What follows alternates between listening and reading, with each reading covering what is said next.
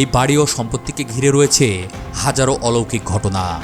স্থানীয় মানুষদের থেকে শোনা কথাগুলো শুনলে আপনার শরীরও হিম হয়ে যাবে।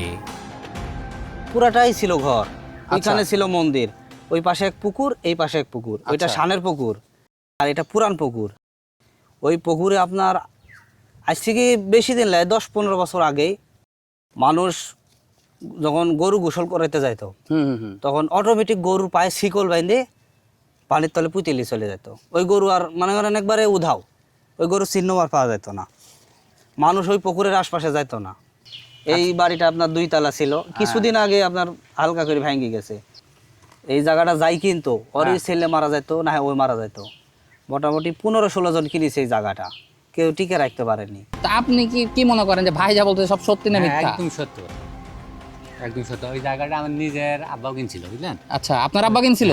হ্যাঁ, তারপর আমার আব্বার অলরেডি 2 সন্তান মারা গেছে। আচ্ছা, আপনারা দুই ভাই অলরেডি মারা গেছে? 2 সন্তান, ছেলে একটা মেয়ে একটা মারা গেছে। আচ্ছা আর তারপর একটা মেয়ে হয়েছিল, ওই মেয়ে ধরেন কথা বলতে পারে না, আচ্ছা প্রতিবন্ধী।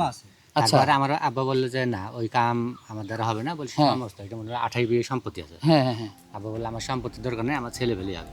আচ্ছা বলে এই জায়গাটা ধরেন অটোমেটিকই মানে ছেড়ে দিচ্ছে।